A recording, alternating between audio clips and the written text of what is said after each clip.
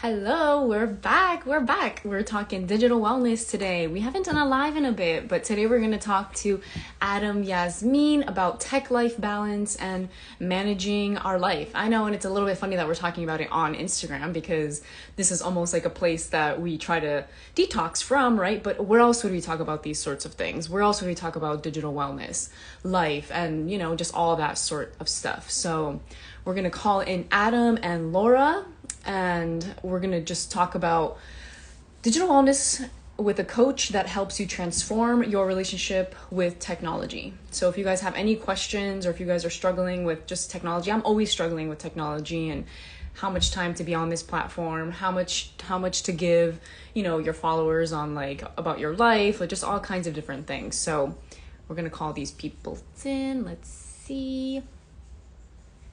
How's everybody doing? I hope you guys are doing good today.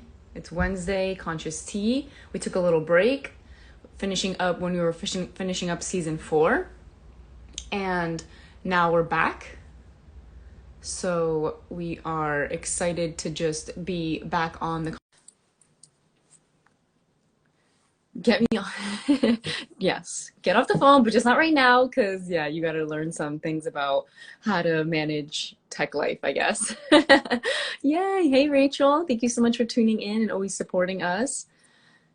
Hey, Adam. Welcome. It always takes a few little minutes to get all set up in here. Okay.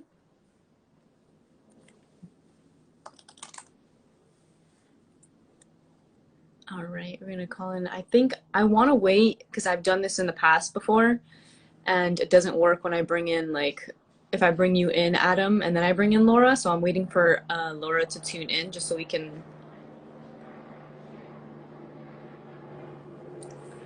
Oh, she's here. Okay. All right, we're gonna bring in... Oh, we're gonna bring in Laura. What's up, y'all? Thanks for tuning in. We're going to talk with Adam Yasmin, who is a digital wellness coach that helps people transform their relationship with technology. So, okay, let's try again here. Always so tricky with live stuff to get everyone to tune in. I mean, not tune in, to call in. Hello. Hey. Hey, hi, yay, it worked. Woohoo. Yay. Sometimes it's like, it's so finicky and funky, Instagram. But yeah, you guys are here. Hey, Yeah. Adam. Hey, so nice to meet you. Yeah, so nice to meet you in the digital world. Awesome. Well, how are you guys doing? How's it over there? Where are you located? Doing well. I'm in LA. Oh, awesome. We live in Echo Park, my family and I, which consists of my partner Pam and our daughter Cora. Oh, perfect. And it's a good time to sit down for some tea and talk to y'all. Yeah, perfect. I have some too. Yep. Thank you so much, Awesome. Adam, for being here. And it's finally happening. So I've been a big fan of you and, of your work. And yeah, it's really cool to meet a digital wellness coach because I feel like everyone needs to have that in their corner and just, understand more about our connectivity with technology and also how to create boundaries with that as well, right? I think that's very important. So, yeah. Yeah. Yeah. Thank you. That's absolutely right. I mean, we digital habits coaching or digital wellness coaching is still kind of new. There are a couple of pioneers in the field. Namely, there's a colleague, Tommy Sobel, who's been doing it for a couple years, and he focuses on really on smartphone usage. But when people think about coaching, they may have a couple of templates or models that they may already be thinking about: life coaching, parenting coaching, relationship coach, dating coach. I mean, there's definitely room to improve all of these fields. And what is what's become apparent, after 20,000 years of this pandemic is the fact that, our lives have been transformed by our device usage, whether it's phone, tablet, smartwatch, computers, um, the devices in your house that are connected to the web. I mean, there's an opportunity there for people to look at how we are relating to our devices and where are there areas for improvement. So that's the invitation for people. And that is definitely like the spirit of how I like to work with people, because I don't want to approach it like we're all dealing with issues regarding, burnout and oversaturation or dealing with misinformation. It's not so much, it's not that black and white. It's a very ambiguous place. I think like any other field of coaching, digital wellness coaching, there is no like end result, right? There is no peak of Mount Everest. There is no like destination to get to. There's only a feeling of contentment and balance and well-being that is subjective and unique to each person or family or distributed team or remote worker or an organization.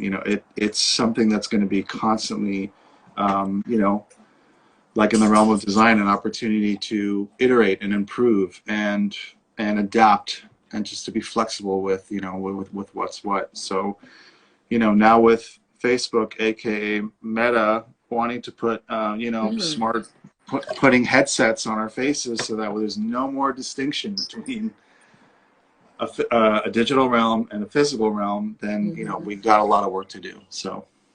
Yeah, a lot. And it's great to just, thank you for sharing that. It's great just to have this conversation, right? Because it's like, I think that, these conversations have been going on probably for the past 5-6 years, but it's really cool just to keep talking about it and amplify, our usage. And yeah, that is also big news with Meta. So yeah, right. I know. Yeah. They're pushing the Ray-Ban glasses super hard. It's like that's kind of like the future for them. And I just saw today in the news that like Facebook is stopping. They were doing some like facial recognition, and they're like, and they didn't ask anybody about that, and it was like going to be used to like tag photos, but people aren't really doing that anymore. So now they're going to stop that. But it's just like a weird, creepy thing that they were doing that nobody really knew. But beyond that, they're probably doing so many creepy things that nobody knows. But Adam, I'd love to know, like, when you work with someone, how do you work with someone? Like, what are some of the first steps that, like, you sit down with someone, you say, okay, let's review, like, what is your digital day-to-day look like, or how does that process go? Yeah, thank you for asking that. Like any other coach, there's going to be the first interaction, first impression, like a discovery call or like a consultation. I offer, 15-minute calls that people can book on my site. And so upon that conversation, we establish, like, do we want to engage in a relationship, right? In a coaching relationship. And from there, once we decide, yes, we'd like to do that, or yes, client would like to do that. We then figure out what are the terms we'd like to do that on? Is that a one-by-one basis? Do you want a series? Do you want to like focus on a month?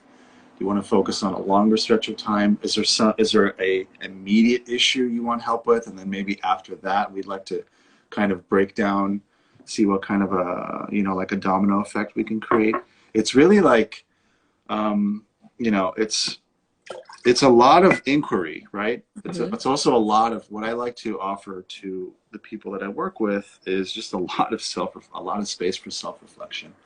So my background being, I have been a UX designer for years. Before that was like, I've been a working bass player and percussionist for a long time. And I'm a student of Chinese tea culture. Oh, nice. Which is like a really, really big deal to me. And so weaving these other aspects of sense making and sensuality into the kind of work that we can do when it comes to digital wellness, you know, like there's so many threads to work with, and everyone's reality is so unique and different. Like there are no one size fits all solutions. So I hope that wasn't a vague explanation, but it's very much like, you know, again, like any other coaching relationship, it's a relationship based on accountability and based on, you know, inquiry and I would say curiosity as well. You know, again, the approach isn't we have an issue, we're all dealing with tech overuse, or we're all addicted to our phones. It's like, well, I mean, again, depending on where we're coming from, you know, someone may say, you know, I'm worried about my kids' device usage, right? I'm worried about 3 hours feels too long. I feel like a terrible parent. Someone else is like, I'm an influencer and I spend 16 hours on my phone and I'd have to do so for money. Where are there improvements there? You know, they may not be feeling that that's so bad. So again, you know, just to say that, like, the scope is huge, and the opportunities to improve and to just, again, like, create balance, right? Create a tech life balance that works for every individual or every family or every team. Like there's an opportunity there. That's really nice. Yeah. I mean, yeah, there's so many different spectrums. I like how you incorporated, like, whether it be the influencer or the child, or, you know, just someone having issues with their technology. So if people are, like, completely unaware of, like, phone usage and incorporating, like, digital habits to improve our relationship and, like, our mindfulness with technology, what are some, like, beginner habits that maybe we can infuse into our life, like, every day post pandemic, I guess? So yeah, that's a really great question. I mean, the things I like to focus on when I talk to, like, large groups of people, like I just did my first event with Creative Mornings, which is a really cool freelance community of creatives. It's like, I don't know, 120 or 100,000 folks from across the globe that get together every month on, like, sort of topic themed discussions. So what I like to focus on with people, on a broader sense, is like, let's focus on the tools and the resources we have that are free and available to us right now at home. I love that. Because honestly, like, in any facet of wellness, like, we need to democratize everything. Everything needs to be made available at any level of bandwidth or finances or whatever, you know, whatever it may be. Like, it really should be something for everyone. So a couple of things I like to focus on to remind people of, when it comes to, like, let's say phone usage, like while we're working from home, like either during the pandemic or post pandemic, is it's a really good one. It's to tether your phone. Choose one place in the house where your phone is going to be plugged into, right? That's what I say, tethering. We just say, let's just plug it in to one spot in the house. That spot becomes a spot of power, because it's a spot that's there and it's available. But it's available when you choose, when you have an intention to use the phone, to respond to something, to seek something out, to perform a task. And then it's not stuck. It's not in your pocket again. It's not stuck with you. You don't take it to the bathroom or to the kitchen or to other rooms in the house, right? It's there. It's there almost like a landline, right? Like we used to have landlines growing up, right? Yes. We used to have a phone that was plugged into the wall, right? That you sit at the telephone, you talk, and then you hang up the phone and you go do something else. So, so there's some wisdom about that we can carry from 2 generations ago to today, meaning that if we don't keep our phone on our person all the time, it then becomes a tool to utilize from a place of power and intention, as opposed to something that's just going to keep fragmenting our attention. I'm going to reach for it for 10 seconds, for 5 minutes, for 2 hours, right? If it's always there, and it's always there to schedule your time for you. That's what it's good at doing. So tethering is a really great tool. So one spot in the Okay. house. If you have an office or a desk or a coffee table or a corner or somewhere, again, it's a place that it's just definitely it's a strategy of empowerment. So that's something I like to remind Yeah. people of. It's not easy to do. It takes a lot of willpower. I am just as guilty as anyone else of starting. I forget to plug it back in. I stick it in my pocket. Again, it's another invitation to just be aware of what's happening, put it back down, and move on to something else. Yeah, yeah, that's That's so super good. powerful. Yeah. It's so powerful. I like that thought. Like it reminded me of this like meme that I saw on the internet. Yeah, but so it was like when the phone was tied with a wire, humans were free. And that Mhm. resonated like with me. So I was like, oh my gosh, yes. It's exactly what you're talking about. When it was on a wire, like we were free, but like with having this thing in our pocket all the time, it's like it becomes like a part of our person, like you said.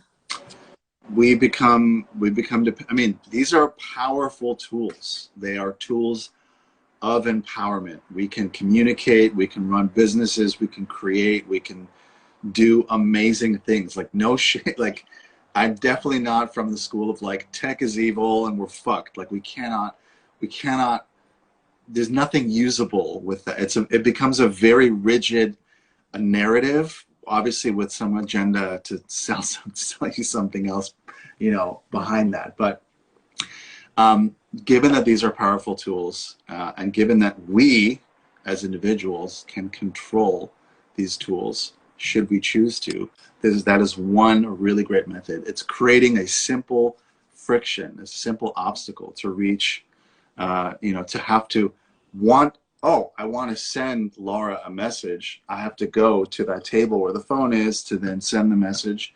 It's still plugged into that wall, to the wall over there. Cool. I got to go deal with, I'm baking cookies or something. Something's happening somewhere else. Cool. I put the phone down, go do something else in the house. Like there, it's become a tool as opposed to something that we're dependent on.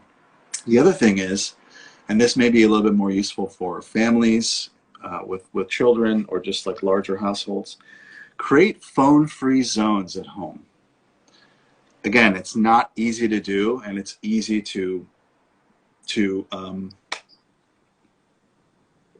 lose a grip on that kind of it. It's not an absolute rule, but if we can create like the dining room table and the bedroom as like a phone-free zone or phone-free zones, these places then become imbued with a lot more presence and reverence and care and joy and jokes, and like we can sit around the table and like crack jokes and tell stories, as opposed to suddenly, there's this phenomenon we all know of, as it's called phubbing, right? Phubbing, you've seen it. You've seen it for years, pre-pandemic. I know it's a funny name, but I don't know what that is. What is it's the phubbing? phenomenon of when you go to remember pre-pandemic, you go to, even now with alfresco dining and everything, you go to a restaurant, you see a table of four, everybody's doing this in the presence of each other. It is the choice of giving your attention to your device in the intimate presence of other people. That's called phubbing. Got it. And again, like, is it bad or is it good? Like, it just depends on the agreement that everybody's coming to in that moment. But when you see it as an observer in the world, when people are sitting at a restaurant, like we're at a restaurant, we're at this stage of the pandemic, we're choosing to like look at our phones, like there is it's, I don't know, it's one thing to be in that, and it's another thing to observe it, from like a much larger perspective. So given that we as individuals, if we've chosen to like meet a loved one or a friend at a restaurant, and we've chosen to do that, to stick our attention elsewhere when someone who's important to us is sitting right there across from us, I don't know, it just makes you, hopefully it makes you question, what is the intention with given that choice. And so a phone-free zone, right, dining room table and a bedroom. I think the bedroom should be of sanctuary, of like a place to sleep, read, make love. Like that's what happens in the bedroom. But if we then bring phones into the mix, it could start to deteriorate our communication with our partners. Again, it's like it's another entity, right? It's another energetic Another being, person in bed with you. another person in there, right? So, so it's fun to play with these things. Again, it's fun in the sense of like, if we can come to these agreements with our families or our children or our partners or our husbands, wives, then it doesn't become an absolute rule that requires like a militant sort of grip to it, so we don't break those rules. All these rules are meant to be adaptable, right? Everything should be an agreement, and those agreements should be met with a check-in or something, right? At some later time, right? If we're going to be sick with COVID in bed or something, or if we're sick with the flu, we're going to want to binge watch Ted Lasso and or watch a couple movies in bed. Like, that's totally cool. Like, it's not a matter of it's not black and white, but it's just about creating that bandwidth for ourselves, which is a good segue into a next tip I like to bring up to people, which is creating some kind of a morning ritual, and ideally an evening ritual, that buffers you to prep for like getting to your phone or getting to your devices or starting to answer emails.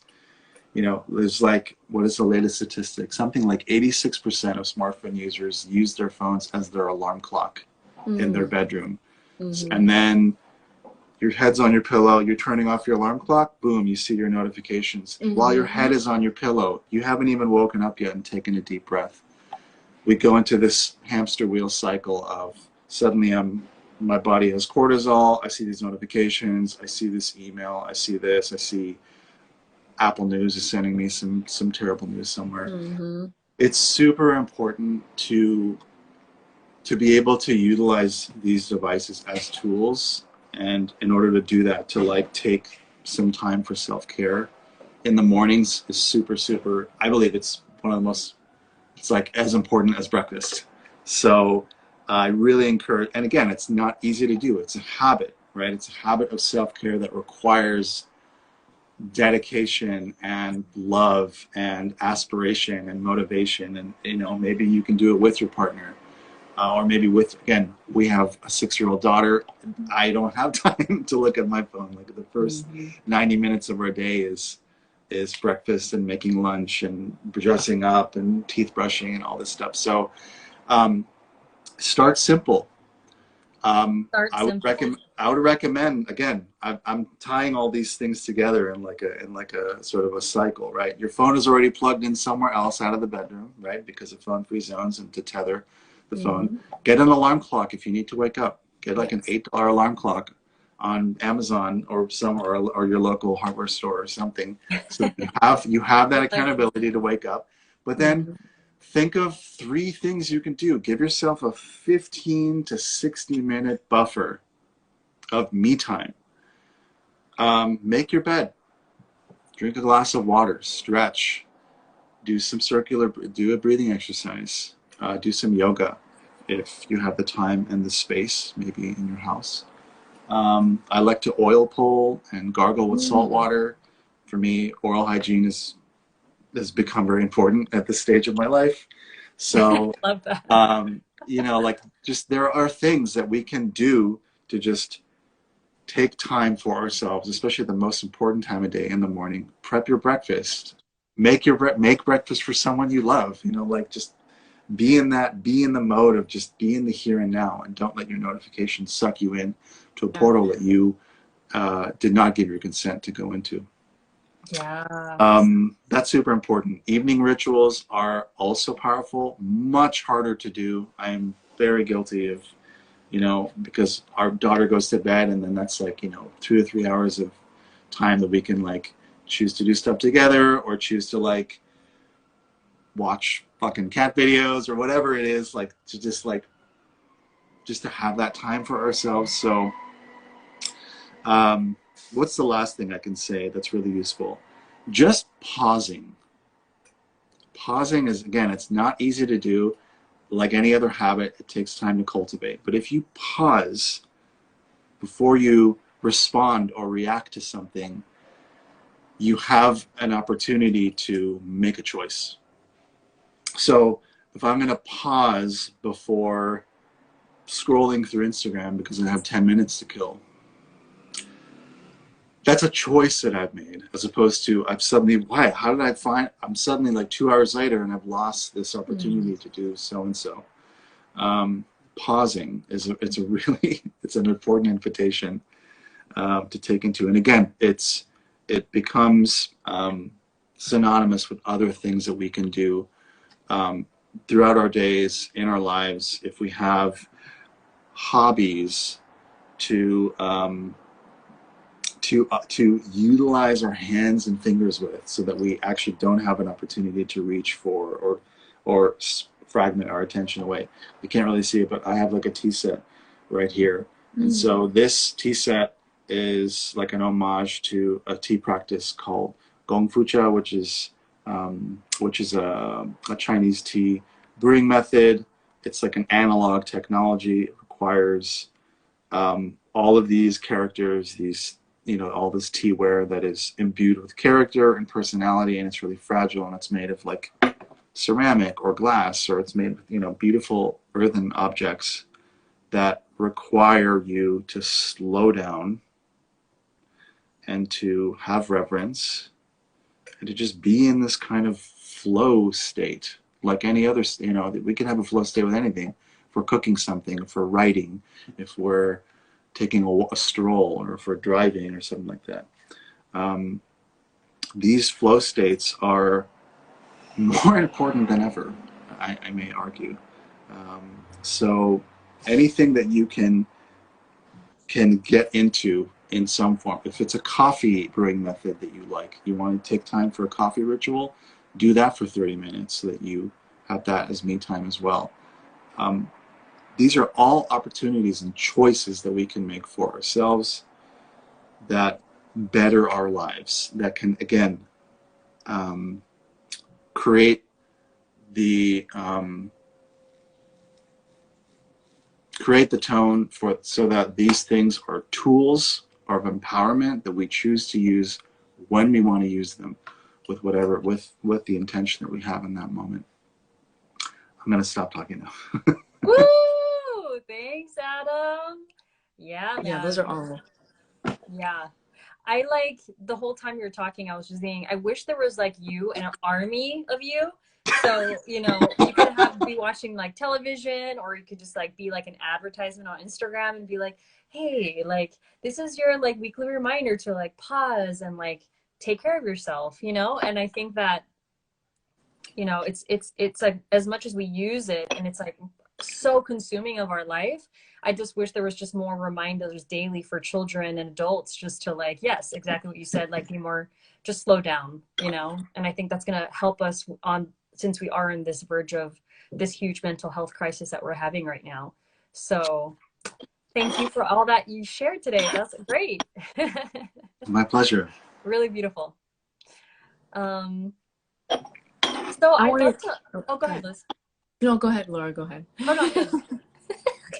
I wanted to ask, as we start like detoxing from like our phone, right? Because it's like, maybe some people will be able to do just cold turkey, that works for them, but for other people, they might have to do it in like steps or in increments. Are there like any apps that you recommend that can like, can just be like, hey, get off the phone, or like that push us to kind of like put the phone down, or will help in like the detox portion of like the phone? Yeah, there are some great resources. I would start with using, first of all, I guess this isn't so much app-based, but there's an app, there's a tool that we can use, like on our laptops. It's called a Pomodoro timer. Most people are becoming, a lot of people are becoming aware of it. It's just a really great timer to both remind us of time to focus and also time to take breaks. And we need to take more breaks more often, and in like kind of more shorter increments, because we are mammals who did not evolve to stare at glowing rectangles in rigid positions. And so we need to move around, and we need to move our lymph nodes, and we need to balance our nervous systems, and we need to like go to the bathroom and eat a snack and have some chocolate and go punch a pillow and do all the things that mammals do. Yeah. And so using a Pomodoro timer on your laptop, you can just go to tomato-timer.com. Okay. It's totally free. It's really great to use. Just have an open tab, whatever browser you use, tomato-timer.com. Cool. There's an app for iOS, and I also believe for Android, though I don't know for sure. It's called the Forest app. Oh, yeah. I think it costs $2. So it's got a low, paywall to that. But it's basically gamifying our need to want to distract ourselves. So when you have the app open, in the app, it grows a tree. It sprouts a tree. And so the longer you are engaged in focus time and you're not distracting yourself with your phone that's nearby you, which is another great hack. Just having a phone on your tabletop next to you, it creates this, like, it's the mere presence of it. Wait, do I need to look at something? Do I want to reach for something, right? You can stow it away somewhere, or again, have this app open, Forest app, where again, if you can commit to 30 or 45 or 60 minutes of doing work elsewhere or having some focus time within the app, there will be this tree that sprouts. Again, if you reach for your phone, it stops the progress of that. So again, it's kind of gamifying distraction that way. I love that. I've heard a lot of great feedback. I haven't used this one, but it's called Opal. Opal is another app. I don't know what the subscription model is. Again, all these apps require some amount of money to operate like any other business. So, but that's another kind of, it is as a digital wellness tool that probably gives you some really great feedback. Something you can use for free as an iPhone user is the screen time feature. And now there are new features embedded to that in iOS 15. It's called Focus. So you can have a lot of control over how you want to sanctify your focus, or what used to be called Do Not Disturb, although that's also a feature now. If there's like a driving mode or in a working mode or a sleeping mode or a thinking mode, there's a lot that you can control. Like, I can control it so that apps won't send me notifications, but if someone needs to reach me in an emergency, they can do so. Oh, yes. Those kinds of things. It's really nice to be able to get that feedback from your phone to show you how much time am I spending on Instagram or how much time am I spending in productivity. It's really nice to see a breakdown, but it's also equally kind of scary to see numbers. Oh my gosh, if I'm using my phone for 7 hours a day, does that make me a shitty person? No. We're in a pandemic and we're surviving it, and we're doing a really great job of doing what needs to be done. And it's an opportunity to look at what's going on, where's my attention going, and where are there areas of improvement. And if people's goal is to spend less time on their phone or to get rid of their smartphone, or again, like in essence, there's a digital detox method for everyone. It's not for everyone. Hey, Rui. So yeah, that's my kind of long rant. Awesome. Those are my options for apps. And Great. tools. Yeah, those are great tips and great, Really great suggestions. Yeah. And so whoever's listening right now, just wanted to, obviously Adam gave us some really good, just basic tips. But if you want to upgrade your digital wellness, you can go ahead and check out his website at Adam Yasmin. And he has individual sign up for like individual sessions. So definitely check that out, because we all can learn to have a better relationship in general with technology. And he also has a really cool podcast called Wabi Sabi. Can you tell us about Wabi Sabi? Yeah, absolutely. So Wabi Sabi is a long form, unedited and unscripted conversation series, like a deep listening series. It was something that I started almost 3 years ago now. I don't have a ton of episodes up, but I'm working towards it. I mean, it's Wabi Sabi, and Wabi Sabi, as I understand it, is a Japanese aesthetic worldview of seeing the beauty in impermanence and imperfection, and nothing is finished, nothing is complete, nothing is perfect, and it's beautiful. That's that's the world that we inhabit. And though we also co-inhabit with these like perfect angles and pixels and all these things, like it's, you know, there's also something that we notice about ourselves in how we seek out raw natural beauty and like sort of live edge wood. And when we seek out ceramics, we look for those imperfections that make it unique. And so yeah, it's a conversation series. Episodes are usually around an hour long. I talk to really everyone. I talk to technologists, authors, parents, futurists,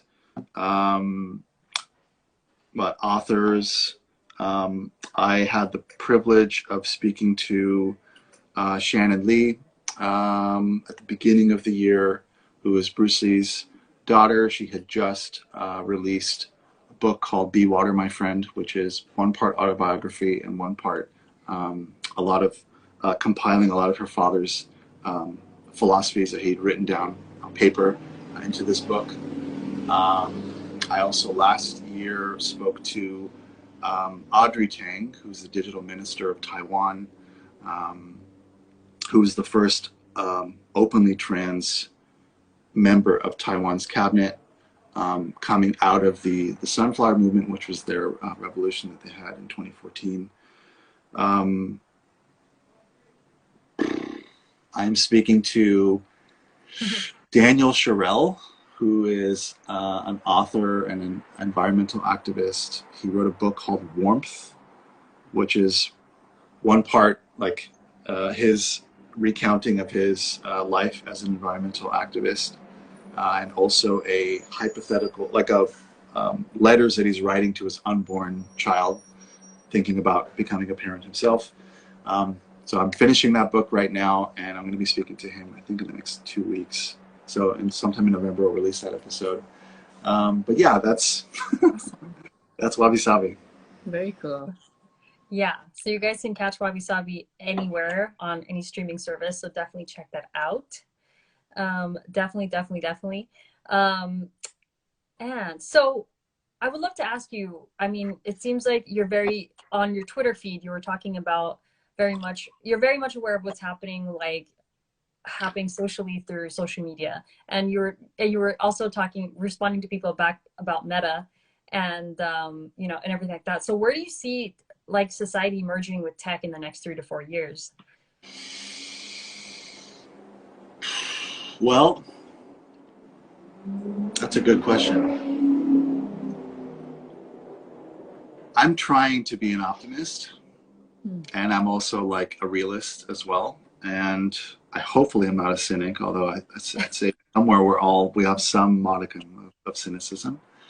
But when it comes to being aware of exponential technology, misinformation, deep fakes, and the fact that everything has become politicized at this point, and we seem to be living in this global culture war.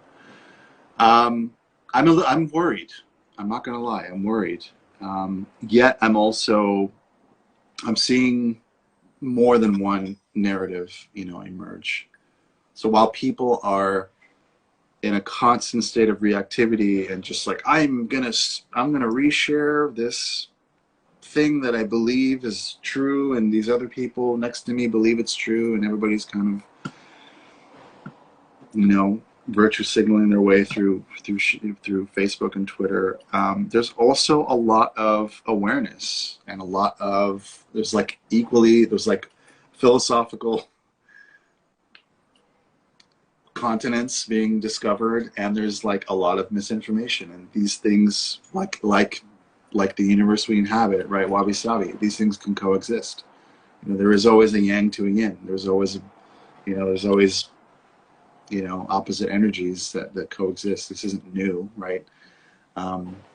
So I don't know. I'm both concerned. I'm cautiously optimistic. I'll just call it that. I am cautiously optimistic. I mean, right now I'm looking forward at our like midterm elections next year and the next general election we're going to have in 2024, I'm worried.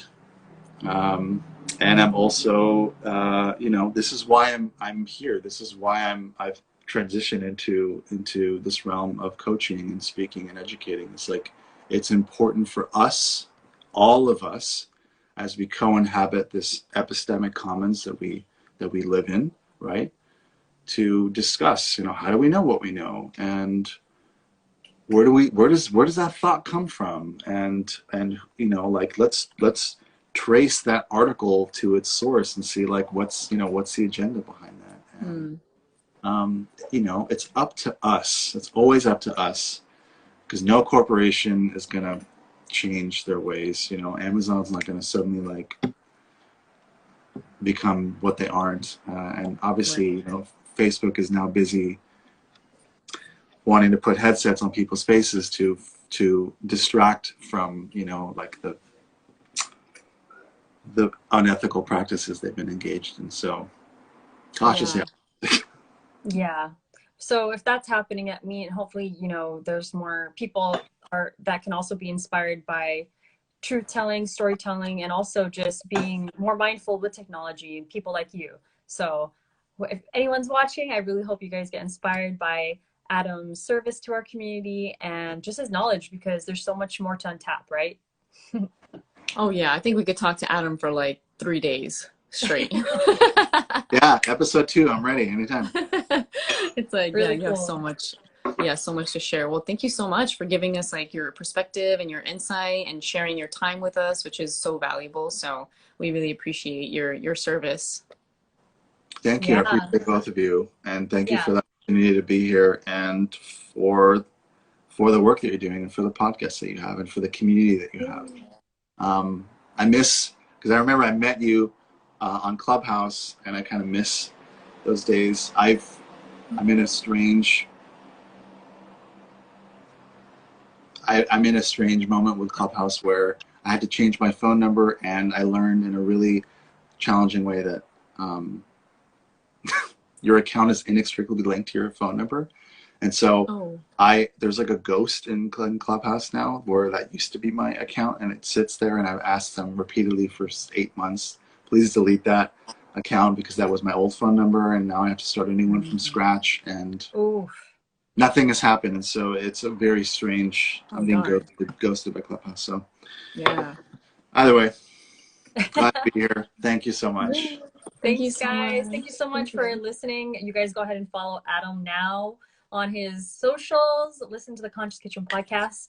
Our whole season 4 is up online. And be sure to check out Wabi Sabi, Adam's long range podcast, and check out his website and book a session with him. All right, guys. Thank you so much for listening. And thank you, Adam. Thanks, Laura. And we'll be sharing this. If you guys missed the beginning, you can tune in. So we'll be sharing this on our IGTV. So catch us there. All right, thanks everyone. Have an amazing, beautiful day. You too. Okay. Bye. Bye.